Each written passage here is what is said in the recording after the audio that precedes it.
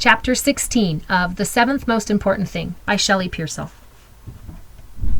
Arthur decided to ask Groovy Jim if he'd ever heard the saying before, just in case there was some hidden point he was supposed to get. Arthur was never good at finding the hidden points in things, especially not if it was in his English class. He'd missed most of Romeo and Juliet while he was in juvie, but he got back in time to find out that almost everyone in the play dies at the end. This was the only hidden point he'd gotten from Romeo and Juliet. Everybody dies. Groovy Jim didn't seem to mind the interruption. "Hey, kiddo, you're back," he said when Arthur pushed open the door of the shop. "Come on in." He waved a tattoo arm. "I could use some company here. I'm turning into a block of boredom."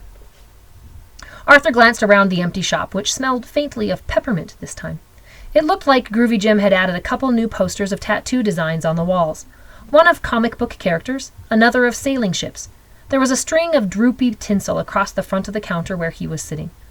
Arthur had no idea how the guy stayed in business. He never seemed to have any customers, although Arthur guessed that getting a tattoo in the middle of winter probably wasn't very popular. As Arthur closed the door behind him, he realized he hadn't planned out exactly what his story would be.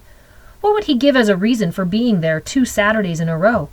And how would he explain why Mr. Hampton was leaving him bizarre quotes on pieces of cardboard? "So, what can I do for you?" Groovy Jim asked Arthur, as Arthur stood awkwardly just inside the door. "You looking for Mr. Hampton again?" "Yeah, kind of." Arthur reached into his pocket for the scrap of cardboard, still debating what to ask. "He left me this note, and I have no clue what it means." Slowly, he read the words to Groovy Jim. "Have you ever heard that saying before?" Groovy Jim laughed. "Sure, I've got the same one right here."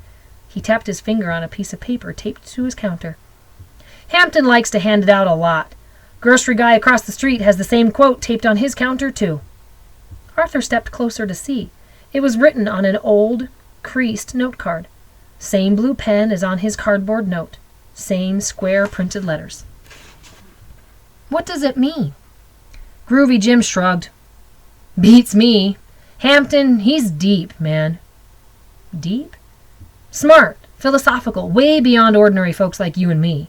Groovy Jim leaned back in his chair and rested his feet on top of the counter. He was wearing bedroom slippers, Arthur noticed, in the middle of the day. "See, most people don't get the guy at all," Groovy Jim continued. "All they see is some far-out dude going around town with a cart full of junk. They think he's nuts. But I'm telling you, Hampton is way deeper than most people realize. Trust me, he's got a good reason for everything he says and does." "What reason?" "Well, that's a question you'll have to ask him yourself. Can't help you with that one, kiddo." Arthur couldn't tell if Groovy Jim was avoiding the question or if he really didn't know anything more about Mr. Hampton. Groovy Jim tapped his finger on the note card. "Now, if you want my opinion of what the quote means, I think it is trying to say if you don't have vision, if you don't look deeper and see the possibilities in things, your spirit, your soul will die." He squinted at Arthur.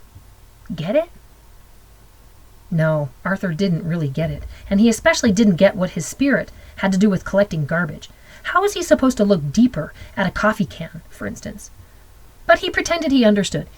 "Yeah, I see what you mean, thanks." "Well, I hope you find what you're looking for this morning." Groovy Jim nodded and picked up a magazine from the counter. "Stay warm." It was only later, after Arthur left, that he realized he hadn't actually told Groovy Jim he was looking for anything that morning.